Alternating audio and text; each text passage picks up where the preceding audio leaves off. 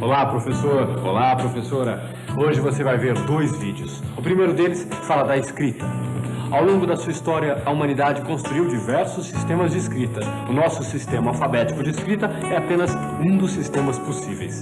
No mundo atual, coexistem sistemas de escrita que representam predominantemente ideias, como o chinês, e sistemas fonográficos, isto é, que representam a fala, a série de sons que emitimos quando falamos. Entre os sistemas fonográficos, há os que representam silabicamente a pauta sonora, como o japonês, e os que representam alfabeticamente, como o português. É importante perceber com esse vídeo que a escrita é um bem cultural socialmente constituído e historicamente produzido.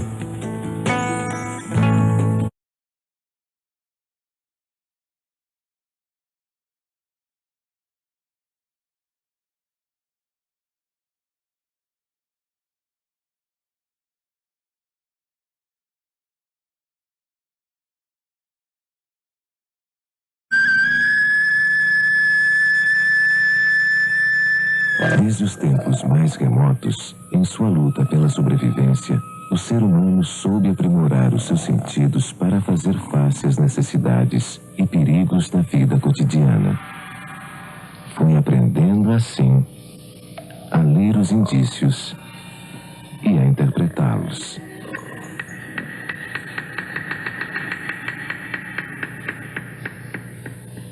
Indícios que foram muitas vezes reproduzidos pelo homem primitivo, como esses realizados há 10.000 anos atrás, em São Raimundo Nonato, no Nordeste brasileiro.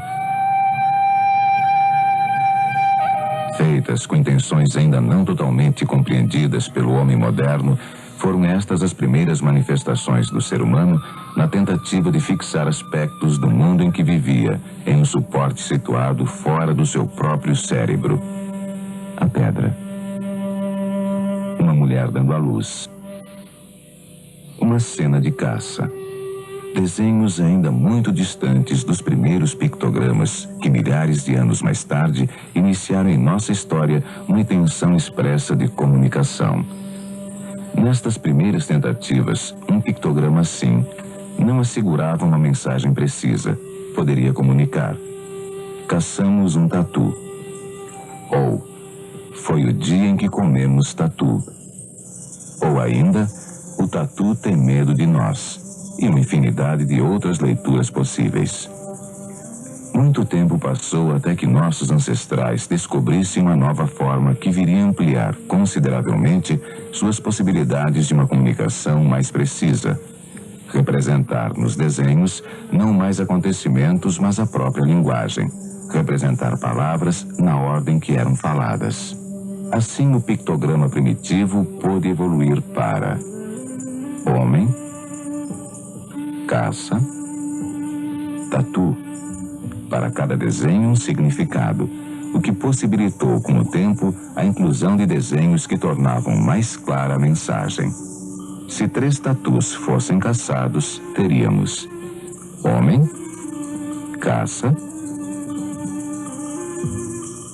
3 tatus. Separando cada elemento de acordo com seu significado e tendo como referência a estrutura da língua falada, esta forma de representação começou a ser utilizada por diferentes civilizações em diferentes épocas. Os sumérios, há 5.500 anos, criaram estes pictogramas para as palavras: boi, montanha, sol, estrela, homem, mulher e muitas outras. Também há mais de 5.000 anos, a civilização egípcia construía sua escrita. água, sol, pato, homem, mulher, construindo um sistema com mais de 600 pictogramas.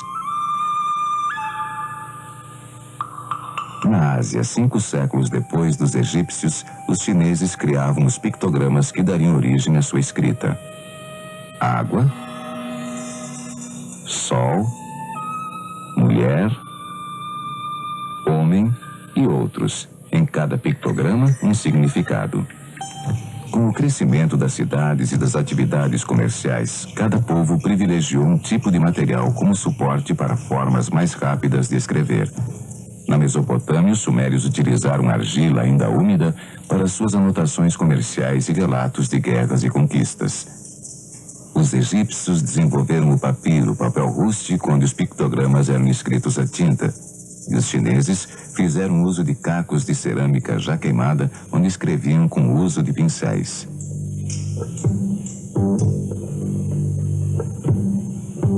Com o uso mais frequente da atividade de escrever, os sinais foram pouco a pouco perdendo analogia com os referentes de origem. O pictograma boi, criado a partir de uma representação esquemática da cabeça do animal, teve esta evolução na escrita suméria.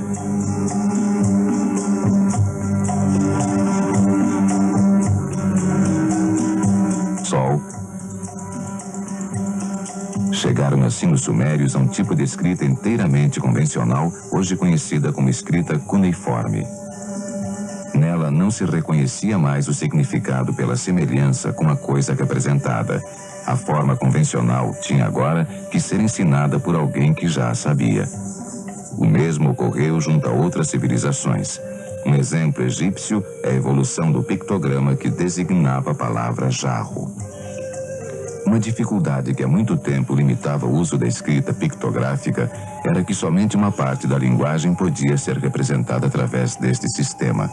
O pictograma mulher, por exemplo, não era suficiente para representar todos os significados possíveis dentro do conceito mulher. Um primeiro passo para escapar a essa limitação foi a junção de 2 unidades de escrita para representar uma terceira. Assim, mulher mais o pictograma manto passa a significar princesa. Mulher mais montanha, uma referência aos montanhosos países vizinhos, passa a significar estrangeira. E como pictograma estrela, divina. Como outros povos, os chineses valeram-se deste mesmo processo. Um exemplo é mulher, mais mulher, significando discussão. Procurando ampliar as possibilidades do sistema, a escrita pictográfica utilizou também a representação de gestos, como o egípcio, ir e vir.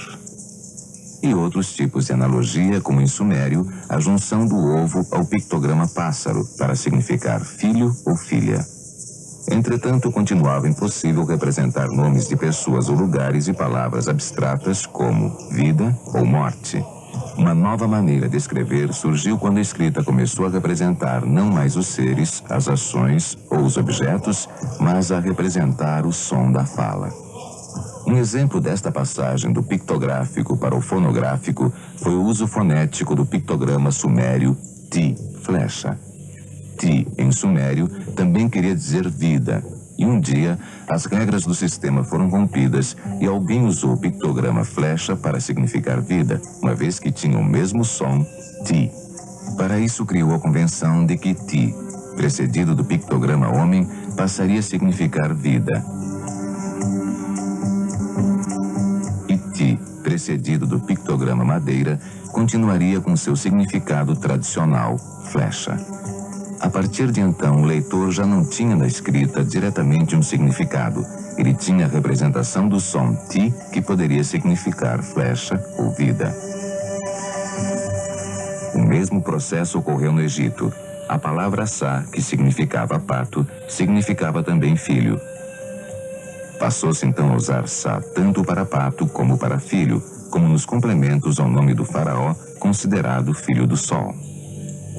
Assim, a escrita pictográfica ou ideográfica, que representava as ideias, passou a incorporar também a representação dos sons da fala. Com Nesta conquista, abriu-se para essas civilizações a possibilidade de escrever todos os sons da linguagem oral, inclusive os nomes próprios, como nomes de pessoas e lugares. Outro processo foi a junção de duas palavras para corresponder à escrita de uma terceira. Criando um exemplo em língua portuguesa, se pegarmos o pictograma ir mais o pictograma mão, formamos a palavra irmão. Ou em inglês, se criarmos o pictograma bee, que significa abelha, mais o pictograma leaf, que significa folha, teremos believe, em inglês, acreditar. O uso somente da primeira sílaba da palavra representada por um pictograma foi outro recurso utilizado na transformação do sistema ideográfico para o sistema fonográfico de escrita. A junção de per, que significa casa, mais re, boca, e mais F, primeira sílaba do nome da serpente com chifres, formou a palavra egípcia peref, que significa sair. O novo sistema foi adotado por muitos povos. Os habitantes da ilha de Creta, ao expressarem a língua grega, transformaram todos seus pictogramas, que eram ideográficos, em valores silábicos. Tempos depois, no Oriente, o povo japonês apropriou-se de ideogramas chineses para construir sua escrita silábica. Os ideogramas chineses, paz, somar e limite maior, passaram para o japonês como as sílabas A, K e I, formando a palavra Akai, que significa vermelho. Nos últimos séculos do segundo milênio antes de Cristo, povos semíticos como os fenícios desenvolveram um grande intercâmbio comercial com outras nações do Mediterrâneo, trazendo para suas culturas pictogramas de origem egípcia, cretense e de outros povos. Usaram esses pictogramas como a primeira consoante dos nomes traduzidos, como o per, casa egípcio, traduzido para bet, casa em língua semítica, que séculos mais tarde viria a dar origem ao beta grego e ao b latino. Também o dalet semítico, significando a porta da tenda, deu origem ao delta grego e ao d latino, passando a maioria dos caracteres hoje conhecidos por este processo. Os fenícios, como os egípcios, escreviam apenas as consoantes que adquiriam um valor silábico, onde as vogais eram deduzidas do contexto em que estava a palavra. O nome do rei Davi, em hebraico, embora grafado apenas com as consoantes, era lido Davi, com o sentido de leitura inverso ao nosso. E, finalmente, por volta do ano 800 a.C., os gregos, conhecendo a escrita consonantal fenícia, nela introduziram a escrita das vogais, conseguindo assim representar separadamente todos os elementos que compõem uma sílaba. O homem chegava ao alfabeto. A escrita alfabética acompanhou o nascimento de novas civilizações e países, permanecendo basicamente a mesma até os dias de hoje. Representando as palavras pelos sons, ela continua ainda a representar palavras também pelas ideias, como nos antigos pictogramas sumérios e egípcios. Ao falarmos concerto, queremos dizer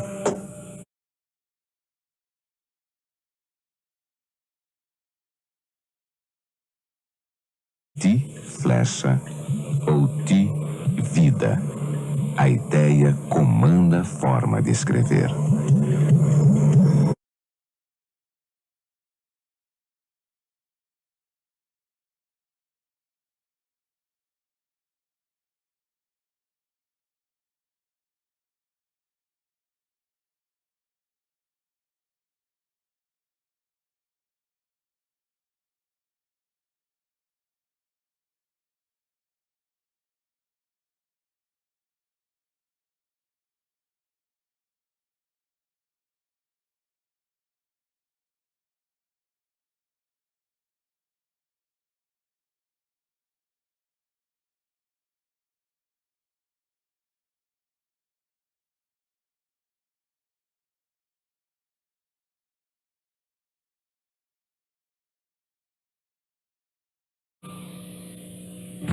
Ter claras as diferenças entre sistemas que representam predominantemente o sentido das palavras e outros que representam o som delas é fundamental para o alfabetizador poder compreender quais os problemas conceituais que seus alunos devem resolver para aprender a ler e escrever e em que ordem eles poderão enfrentá-los.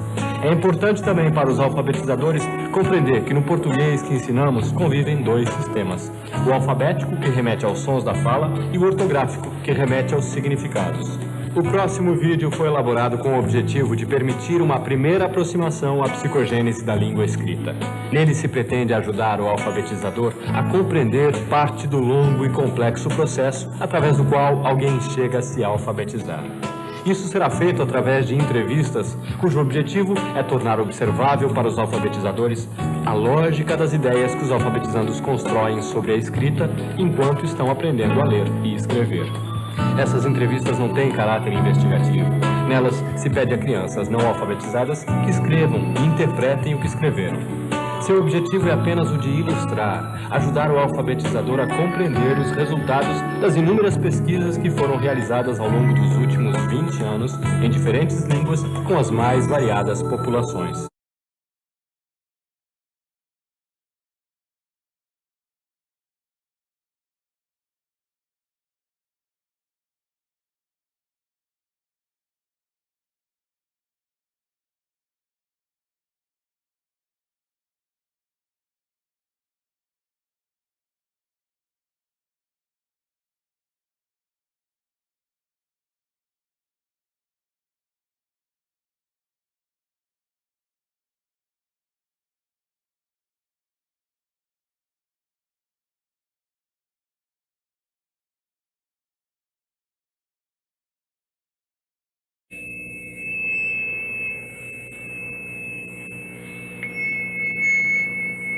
O que veremos neste vídeo ilustra uma parte do longo caminho que cada criança percorre desde o momento em que se dá conta da existência da escrita até o momento em que se torna capaz da autoria de textos coerentes, coesos e ortograficamente escritos. Emília Ferreiro e Ana Teberoski, que descrevem o processo pelo qual se aprende a ler e a escrever, mostraram que, ao contrário do que pensávamos, não é evidente para a criança que a escrita representa a fala e que, para aprender a língua escrita, a criança precisa construir respostas para duas questões: o que a escrita representa e como ela representa. As crianças que veremos a seguir já compreenderam o que a escrita representa. Já sabem que a escrita é uma representação da linguagem. Estão agora empenhadas em descobrir o como, isto é, o modo pelo qual a escrita representa a fala na língua portuguesa.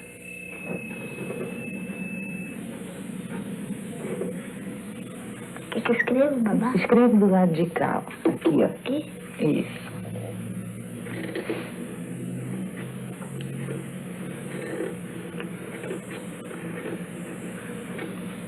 Mostra como é que lê, Bambá, com o dedinho. Passa lá para o Babá. Ah, certo. E galinha, você sabe escrever?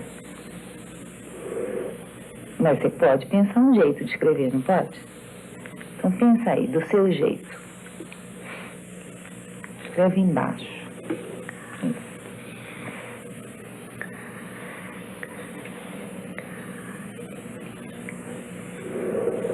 Quantas letras você vai precisar para escrever galinha? 3. 3. Quais? O Gá, Então põe o Gá aí. galinha, essa eu não sei. Mas o gato você não sabe? Você escreveu gato? Tem goleiro? O que você acha? Galinha, Vai pondo, vai pondo. Gá. Eu acho que é essa letra. Então, Galinha,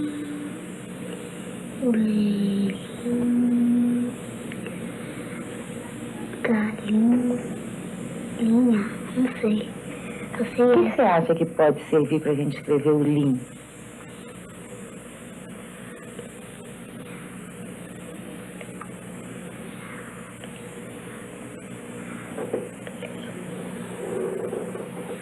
Sei. Sei.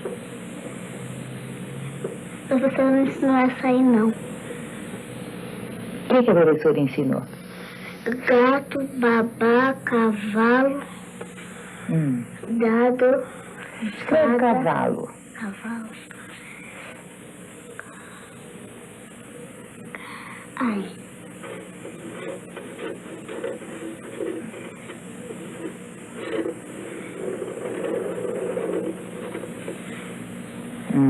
Cavalo. Mostra pra mim com o dedo aí. Cavalo. Agora eu quero que você escreva vaca.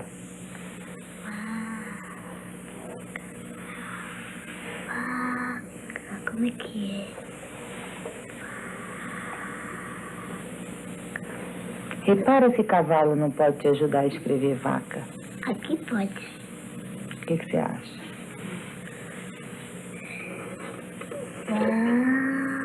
Vaca. Cadê cavalo?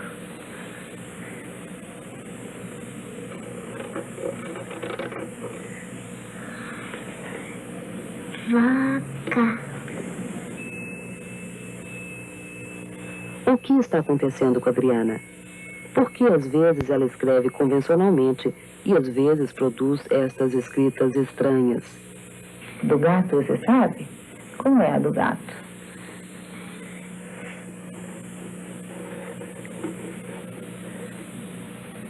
O que está escrito? Eu não tô... Gato. Ficou muito pequenininho. Vê se você consegue escrever um pouco maior, porque está difícil de entender.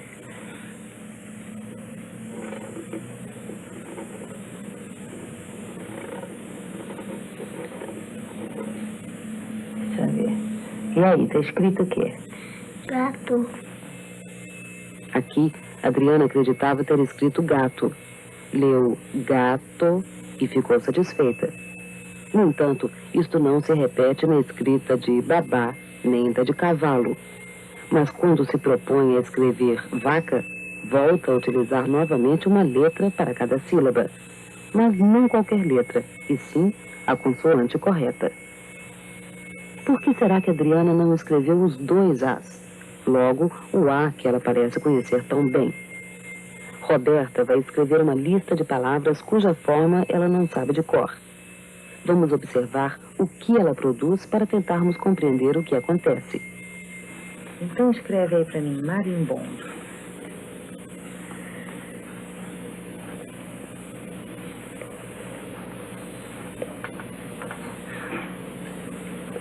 Lê com o dedinho.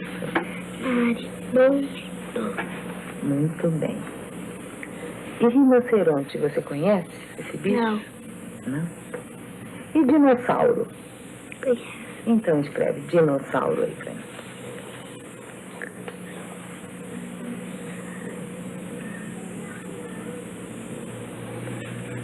Lê com o dedinho pra eu ver. Dinossauro. Muito bem. Agora eu quero que você escreva formiga.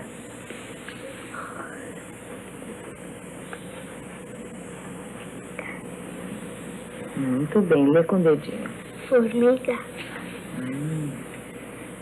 Agora escreve camelo.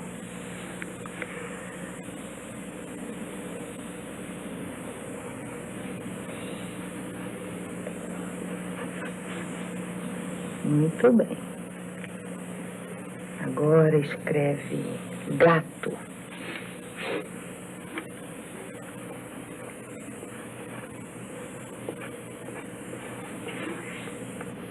Lê com o dedinho pra eu ver. Gato.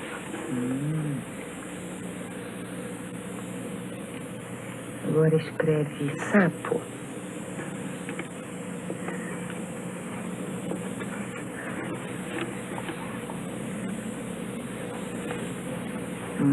Lê com o dedinho pra eu ver. Sapo.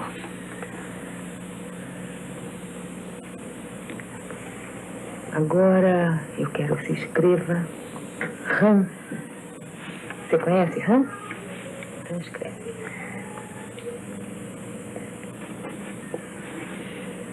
Lê com o dedinho pra eu ver. Rã. Rã.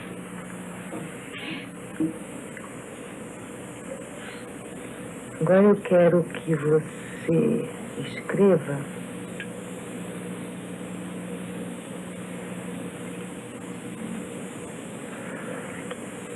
a rã pulou no rio. Aqui na frente. Embaixo, não, embaixo.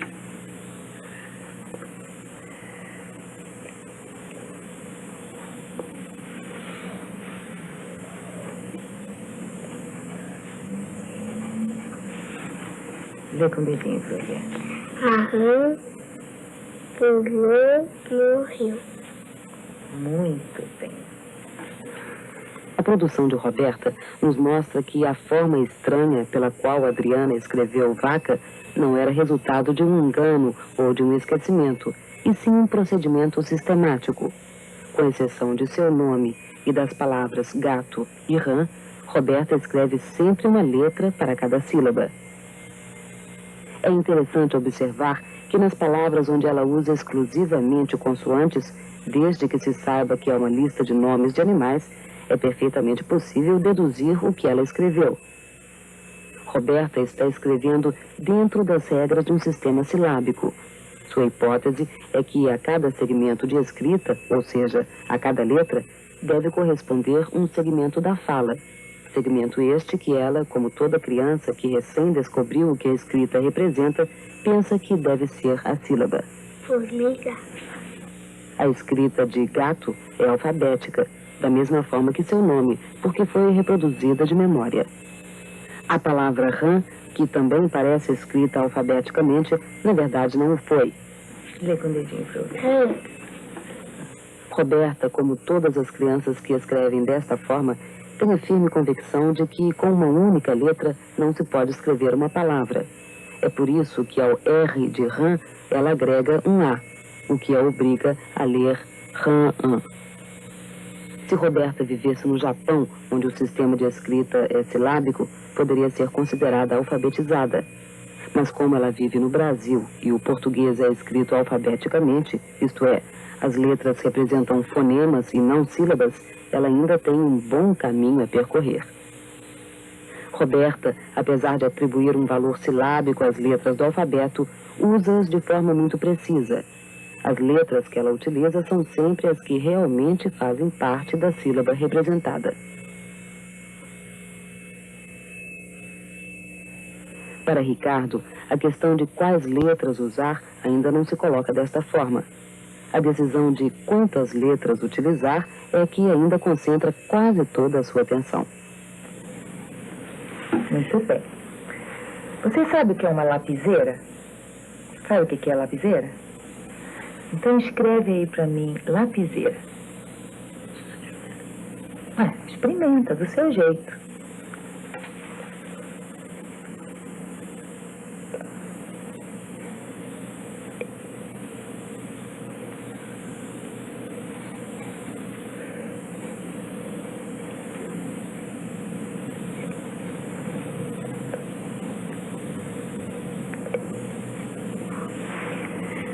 Agora lê apontando com o dedo.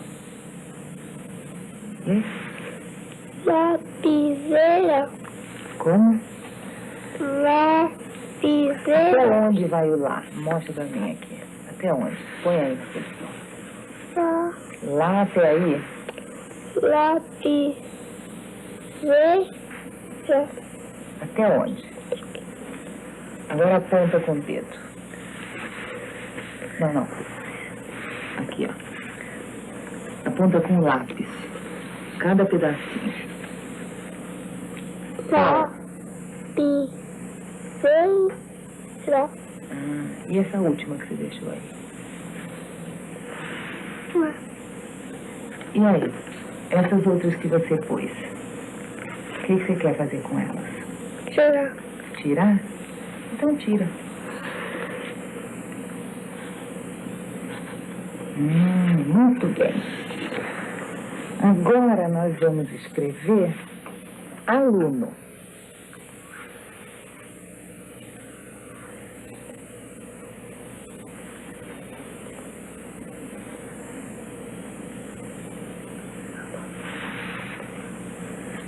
Mostra pra mim. Aluno. Agora nós vamos escrever caneta.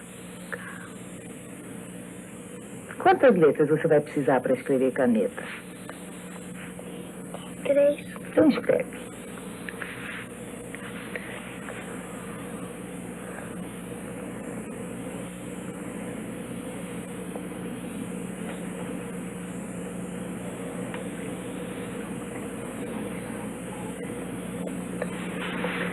Lê aí pra mim. Caneta. Muito bem. Agora escreve cola.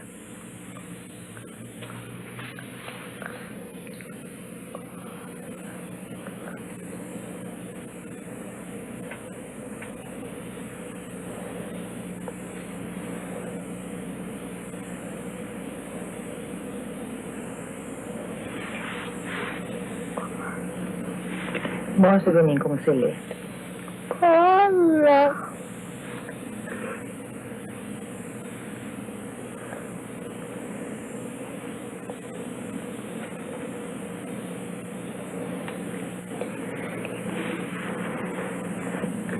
Escreve lápis.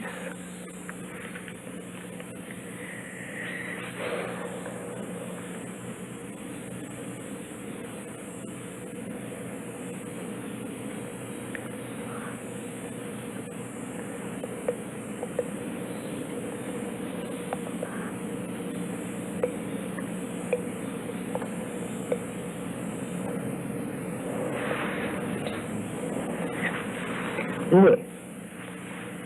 Lápis.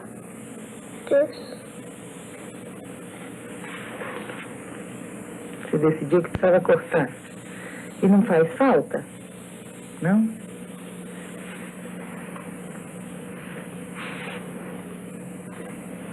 Livro. Agora escreve livro.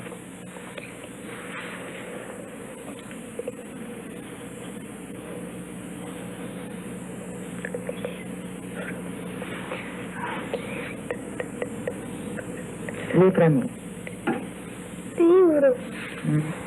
Agora eu quero que você escreva giz.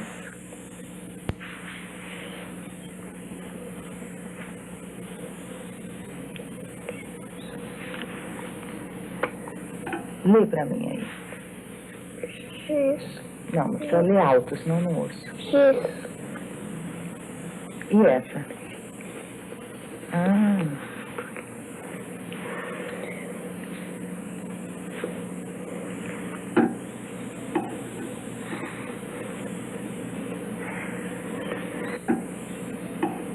Qual é o problema aí? Eu só tenho uma letra. E não pode escrever com uma letra só?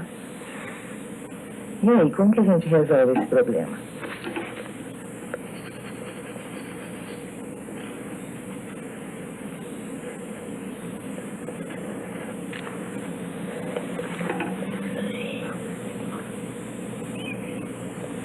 O que está escrito aí? Giz. Como que lê? Giz. Ricardo, aqui, ó, você tinha, aqui em cima você tinha escrito livro e aqui giz. Repare o que aconteceu. Olha bem. Em cima livro e embaixo giz. O que aconteceu com as duas escritas? Ficou igual? E livro pode escrever igual a giz? O que você fez?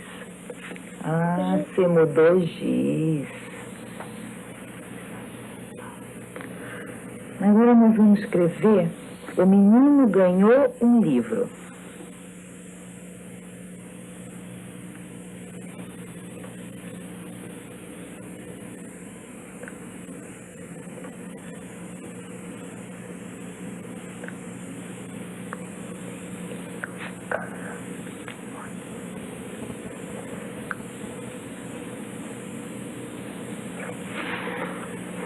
O menino ganhou um livro, já está aí? Então lê para mim. O menino ganhou um livro. Lê de novo. O menino ganhou um livro. Mostra pra mim quais são as letras onde está escrito livro. O livro? É. Com que letras você escreveu o livro? Livro tá daí pra fora, né? Então lê de novo. Livro. Não, lê a frase toda. O menino ganhou o meu livro. Tá bom. Como é seu nome todo? Ricardo Pérez. Escreve aqui embaixo pra mim.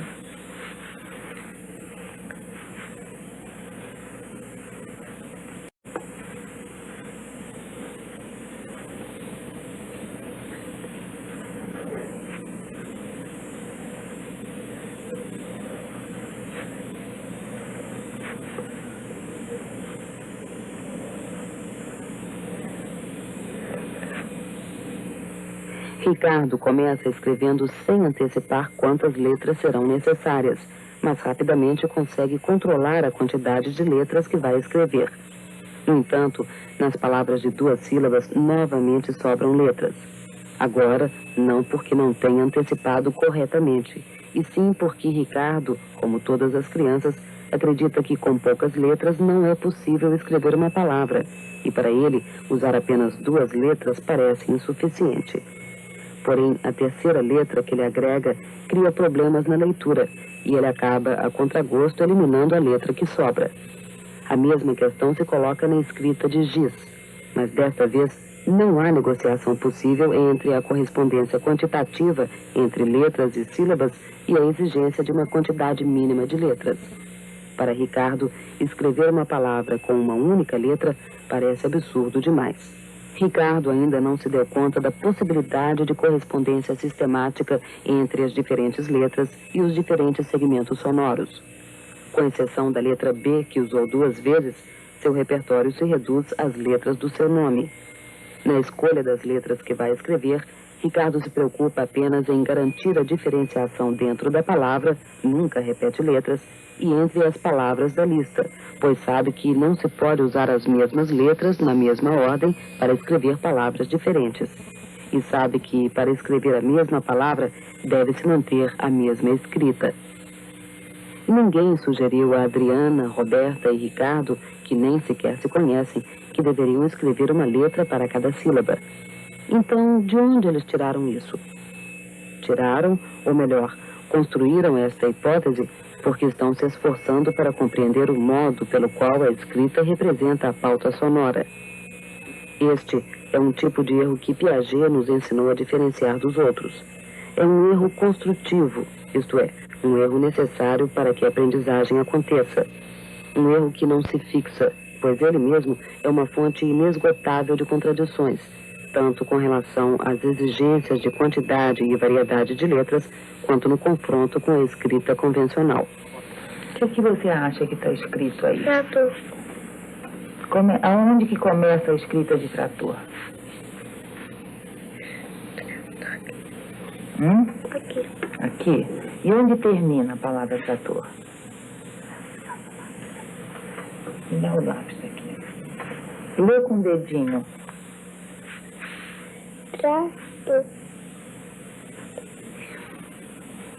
Acaba aí? E o resto? O resto das letras? O que estão fazendo aí? Porque a boca só fala 2. A boca só fala 2. Arthur também escreve uma letra para cada sílaba. Com o dedinho. Cola. Com a outra mão. Cola. Agora escreve bola.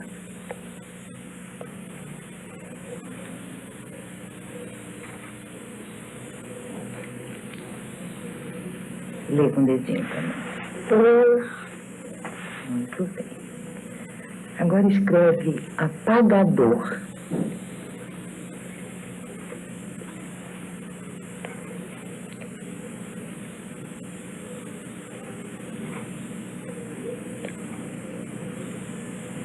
Lê com o dedinho. Apagador. Com outro dedinho. Apagador. Muito bem. que você acha que está escrito aí embaixo? Telefone. Como você sabe? Não, sabendo. Sei que começa com T. E como que termina o telefone? Diante do conflito entre sua hipótese e a escrita convencional, Arthur tenta uma acomodação. Telefone. Certo.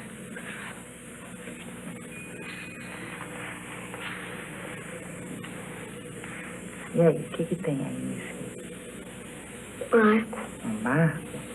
E o que você acha que está escrito embaixo? Barco à vela. Mostra. Tenta de 2 em 2, de 3 em 3. Mas não é só a quantidade de letras que cria conflitos para as crianças que escrevem silabicamente.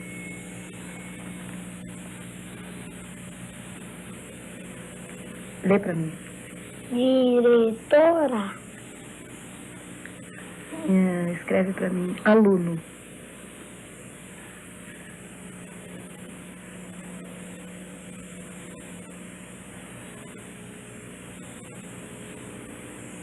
Pode ler. Aluno. Henrique, se você fosse escrever caderno, quantas letras você ia precisar? Cadelo. Caderno. Não, você não vai escrever. Eu quero que você pense. Quantas letras você precisaria? 3. 3. E para escrever camelo? 3. 3. E para escrever pasta? 2. Então escreve pasta para eu ver.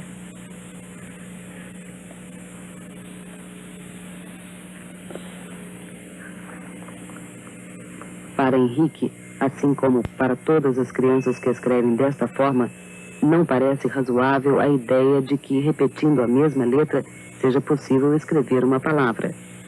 A situação deixa Henrique perplexo.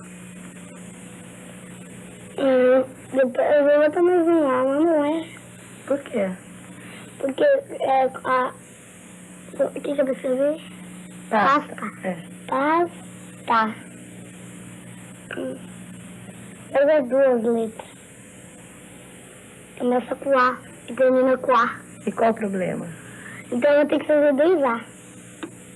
O que você acha que está escrito embaixo?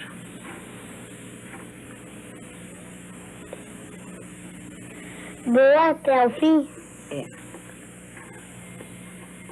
Henrique se preocupa mais com quais letras do que com quantas. Acaba criando estranhas situações na hora de ler. Que é trator. Qual que é trator? Aqui. Por que você acha que é trator? Que começa com A e termina com O. Hoje sabemos que aprender a ler e a escrever não é uma questão de memória ou de treinar a mão e o olho. É pensando que se aprende. As crianças que vimos até agora já resolveram uma questão fundamental, que é compreender o que a escrita representa. A hipótese que construíram sobre como a escrita representa a fala, apesar de inadequada para interpretar a nossa escrita alfabética, é lógica, coerente e necessária.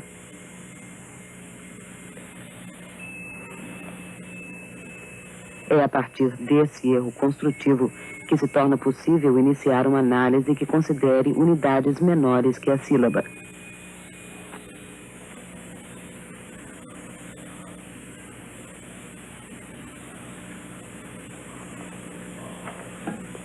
Vê com o dedinho para eu ver. Lá. Não, com a mão que você tira o lápis, passa o lápis para outra mão e com outra mão. Lá. T. C. Ra. Muito bem. Agora você me escreve caneta.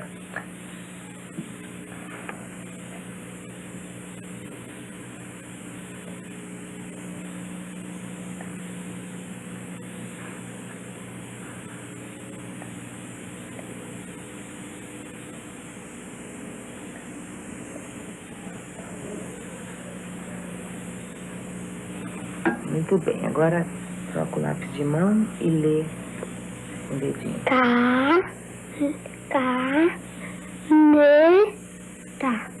Muito bem. Escreve lápis.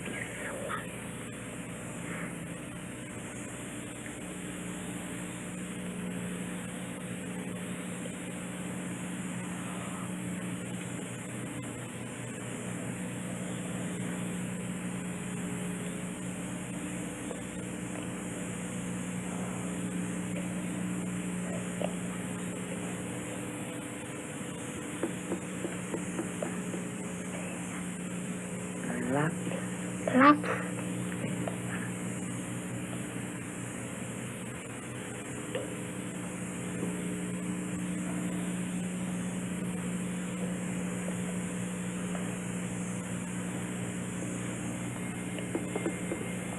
Na escrita de lápis, o último A parece entrar para preencher a falta de algo que ele não sabe bem o que é.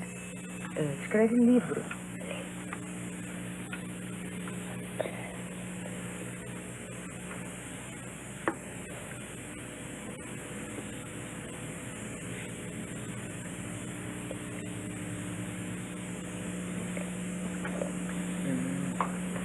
Agora, troca o lápis de mão e lê para você com o dedinho. Livro. Muito bem. Agora escreve cola.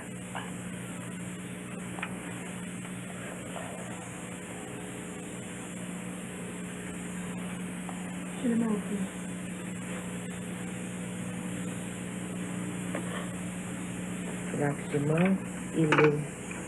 Cola. Muito bem. Escreve para mim copa.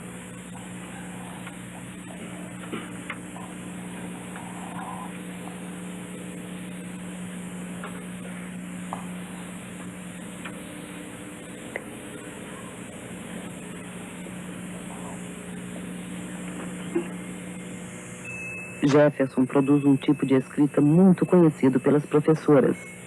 Antigamente, pensávamos que as crianças que escreviam desta forma comiam letras. Hoje sabemos que é exatamente o contrário. Elas estão acrescentando letras. Estão em processo de transição para a escrita alfabética. Ainda não abandonaram sua hipótese anterior, mas já não são mais tão sistemáticas. Na verdade, são até bastante inconstantes. Ora escrevem alfabeticamente, ora silabicamente.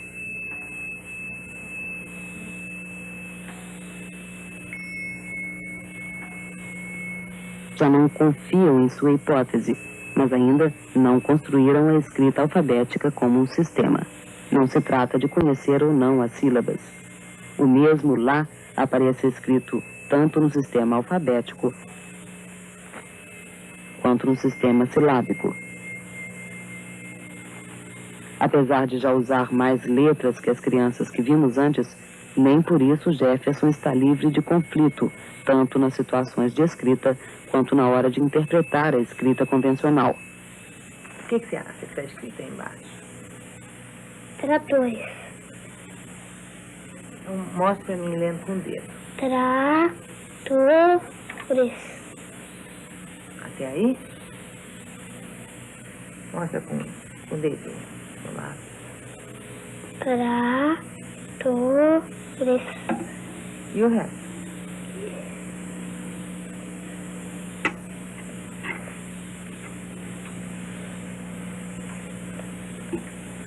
O que aconteceu com essas outras letras?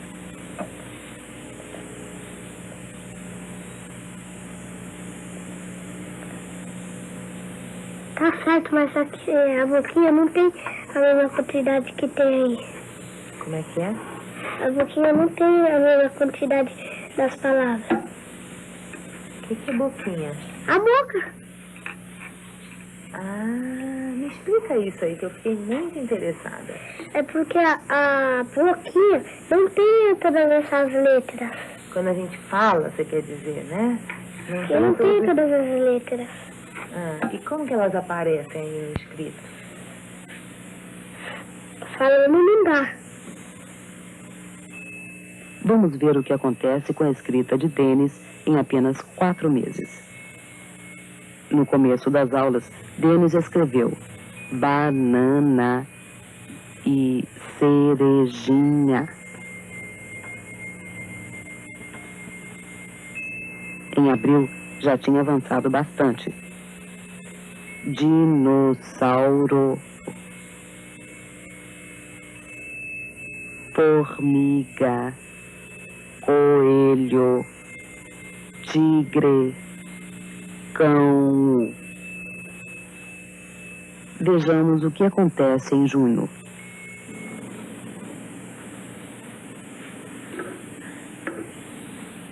Lê pra mim o que você escreveu. Lapiseira. Ah, não. Eu errei aqui, ó. Aonde? Eu fiz lapiseiro. Você quer uma borracha? Fez lapiseiro?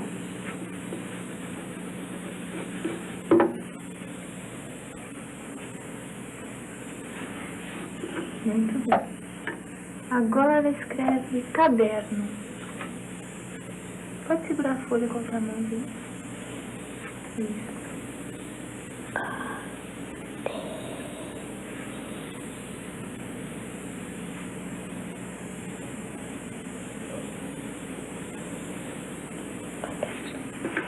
Lê pra mim. Caderno. Mais alto. Caderno. Como que você fala essa palavra? Hã? Como que você fala essa palavra? Caderno. Não tá faltando nada? Faltando um R aqui, ó. Ah, então. Escreve embaixo de novo, em vez de apagar, escreve aqui embaixo.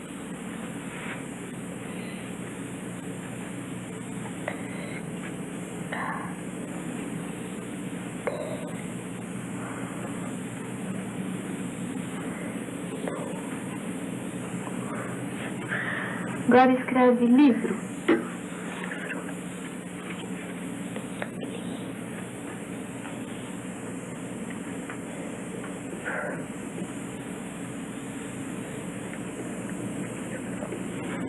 Muito bem. Lê pra mim, livro. Livro. Agora você vai escrever giz.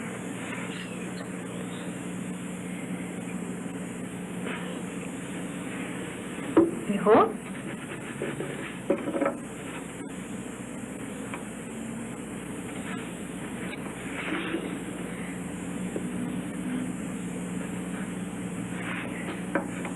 Como que você lê?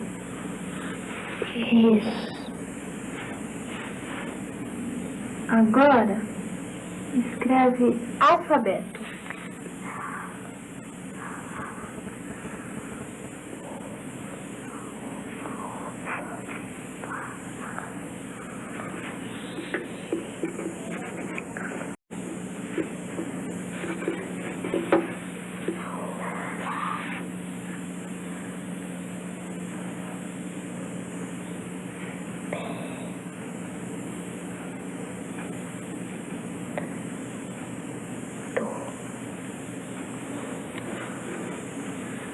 Como que você lê? Alfabeto. Denis agora escreve dentro de um sistema alfabético. Pode, portanto, ser considerado alfabetizado, isto é, alguém que já construiu a base alfabética da escrita em português.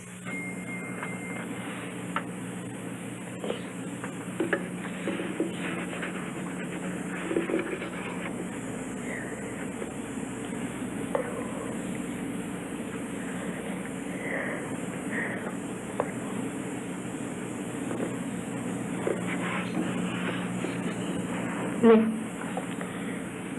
Quadro negro. O contraste entre a escrita de Denis no começo, no meio e no fim do semestre é evidente. Um grande desafio para Denis neste momento é a ortografia. Este é um aprendizado que leva tempo, pois só a experiência com o português escrito garante o progressivo domínio da convenção ortográfica. A impressão que fica de que Denis se alfabetizou em pouco tempo é enganosa. Ele começou o ano quase alfabetizado. Não é assim que a maioria das crianças entra na escola. Por falta de oportunidade, de acesso à escrita, muitas entram na escola sem saber sequer o que a escrita representa e levam tempo para construir a hipótese com que Denis começou o ano.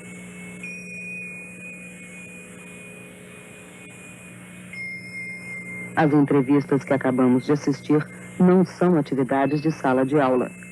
As propostas de escrita e leitura foram planejadas para mostrar aos professores que, para se alfabetizar, é fundamental que a criança pense, reflita, raciocine, erre para poder acertar, estabeleça relações, faça deduções, ainda que nem sempre corretas, que erros, como pensar que se escreve uma letra para cada sílaba, são erros construtivos, isto é, erros necessários à construção do conhecimento da escrita. Alguns erros para uma pessoa alfabetizada parecem absurdos, mas quando o conhecimento sobre o que e como pensa a criança nos permite analisar a situação do ponto de vista dela, da criança, vemos que faz deduções lógicas e inteligentes. O que só fica evidente quando se compreende que cada criança, quando se alfabetiza, está, na verdade, reinventando a escrita.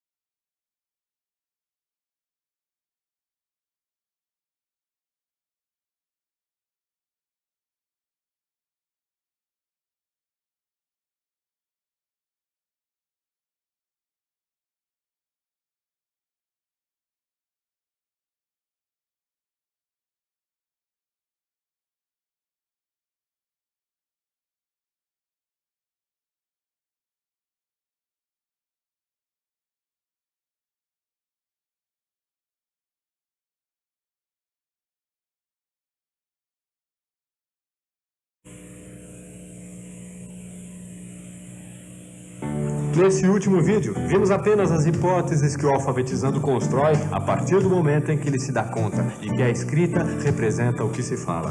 A ilustração do processo que acontece antes da vinculação do escrito ao falado será o tema do nosso próximo programa, que se chama Construção da Escrita, Primeiros Passos. Até lá, então.